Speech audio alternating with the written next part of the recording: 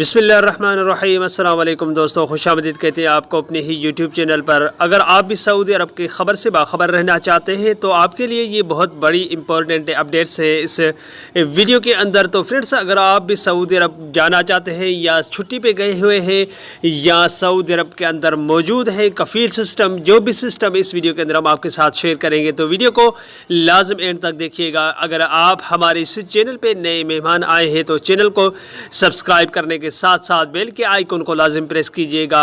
जो भी हम नया वीडियो बनाएंगे उसका नोटिफिकेशन आप दोस्तों तक तुरंत ही पहुंच जाएगा। तो फ्रेंड्स, बहुत अच्छी अपडेट्स हैं, कुछ बुरी अपडेट्स हैं, कुछ कफ़ीलों से रिलेटेड अपडेट्स इस वीडियो के अंदर आपके साथ शेयर करेंगे।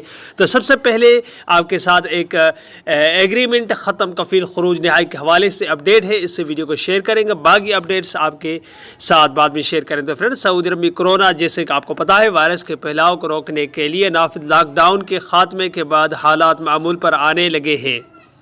कोरोना के नए केसेस मुसलसल हो रहे हैं। बैनुल-अक़वामी परवाज़ों की बहाली भी मरहलावार जा रही है। तो फ्रेंड्स, क़ारीन ने कुछ सवालात किए हैं, उसके सवालात इस वीडियो के अंदर हम आपके साथ शेयर करेंगे। तो फ्रेंड्स, मोहसिन शाह काज़मी ने सवाल किया है कि मुलाजमत का एग्रीमेंट मुकम्मल के बावजूद होने के बावजूद कफ़ील खरूज नहाई नहीं लगा रहा। इस सूरत में खरूज नहाई किस तरह हासिल किया जा सकता है और क्या बाद में दूसरे वीज़े पर आ सकते हैं? तो फ्रेंड्स, जवाब इसका यह है कि कानून के मुताबिक ममलकत में काम करने वाले गैर मुल्कियों का मुआहिदा मुलाजमत 1 बरस का होता है, जिस पर हर साल तजदीद कराना ज़रूरी है। मुआहिदा तजदीद न कराने पर इकामा और वर्क परमिट की आखिरी तारीख को ही मुआहिदे की तारीख का सवाल है कि मुआहिदा मुकम्मल होने के बावजूद कफ़ील फ़ाइनल एग्ज़िट नहीं लगा रहा है। इस सूरत में आप लेबर कोर्ट से रुजू कर सकते हैं। कानून के मुताबिक मुआहिदे की तकमील के बाद नया मुआहिदा करना आजर व उजीर के मर्ज़ी पर मुहतसर होता है। तो फ्रेंड्स, फ़रीक़ैन के मर्ज़ी के बग़ैर ज़बरदस्ती काम नहीं लिया जा सकता।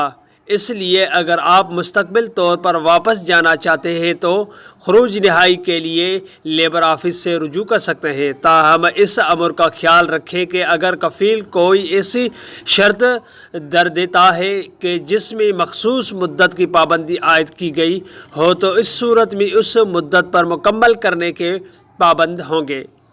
अगर ऐसी कोई शर्त नहीं की जाती तो इस सूरत में खरूज नहाई वीज़े पर जाने वाले दोबारा किसी भी वक्त दूसरे वीज़े पर ममलकत आ सकते हैं। तो फ्रेंड्स, हाफिज़ सिंधी ने इस्तफसार किया है कि मेरे इकामे की मुद्दत 4 बरस से ख़त्म हो चुकी है। बादशाह तरहील के ज़रिए पाकिस्तान चला गया। मालूम ये करना है कि क्या दूसरी वीज़े पर सऊदी अरब जा सकता हूँ। तो फ्रेंड्स, कानून के मुताबिक ममलकत में रहने वाले गैर मुल्कियों के लिए लाजमी है कि वो इकामा कवानीन के मुताबिक अमल करें। खिलाफ वर्जी की सूरत में मुश्किलात का सामना करना पड़ता है। खिलाफ वर्जी अगर कफ़ील के जानिब से की जाती है तो उस पर लेबर ऑफिस में शिकायत दर्ज की जा सकती है, जहां कानून के मुताबिक अमल किया जाता है। आप क्योंकि तरहील के ज़रिए गए थे, खरूज नहाई वीज़ा नहीं लगा था। आप ने बताया कि आप पर किसी किस्म की खिलाफ वर्जी रिकॉर्ड नहीं, सिर्फ इकामा एक्सपायरी थी। इसलिए मुकर्ररा मुद्दत जो 3 बरस के बाद दूसरी वीज़ा पर आ सकते हैं। इस अमर का ख्याल रखें कि खिलाफ वर्जी दर्ज होने की सूरत में ब्लैक लिस्ट की मुद्दत का तयीन तहकीकाती ऑफिसर करता है, जिसके बारे में सफ़र करने से कबल बताया जाता है। आज़म खान स्वाति पूछते हैं कि मैं फैमिली ड्राइवर के वीज़े पर मुकीम हूँ, मेरा इकामा ख़त्म हो गया है, कफ़ील फ़ोन भी नहीं अटेंड कर रहा, क्या कफ़ील के मर्ज़ी के बग़ैर नकल कफ़ाला कराया जा सकता है? तो फ्रेंड्स, कानून के मुताबिक कफ़ील आपके इकामे की तजदीद का ज़िम्मेदार है।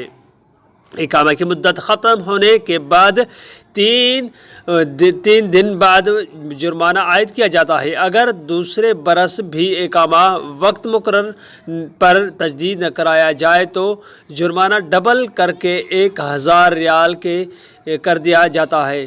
جبکہ تیسری بار ایگزٹ لگایا جاتا ہے۔ آپ کا کہنا ہے کہ اقامہ ایکسپائر ہو گیا، اس صورت میں آپ لیبر آفس میں درخواست دے سکتے ہیں، جہاں کیس کا جائزہ لینے کے بعد آپ کو نقل کفالہ کی اجازت مل سکتی ہے۔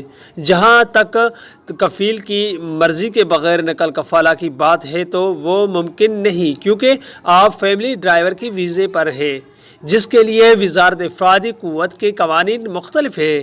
اس لیے لازمی ہے کہ وزارت افرادی قوت کے ذیلی ادارے میں درخواست دائر کریں تاکہ وہاں سے قانونی طور پر آپ کی کفالت کے تبدیلی کے بارے میں احکامات صادر ہو سکے۔ تو فرینڈس، یہ تھی آج کی اپڈیٹ جو آپ دوستوں کے لیے ضروری تھی، کیونکہ اس انفارمیشن کے ذریعے آپ کو پتہ چلتا ہے کہ آپ سعودی عرب میں کس طرح سے کام کرتے ہیں۔ اگر آپ غیر قانونی طریقے سے جائیں گے تو آپ کو پتہ چل جائے گا کہ آپ کو اگر کفیل آپ کا زیادتی کرتا ہے تو کن قوانین کے مطابق آپ اس مسئلے کو حل کر سکتے ہیں۔ تو یہ تھی آج کی اپڈیٹ۔ امید کرتا ہوں یہ ویڈیو آپ کو اچھی لگی ہوگی۔ کوئی بھی سوال ہو آپ مجھ سے کمنٹ باکس میں پوچھ سکتے ہیں۔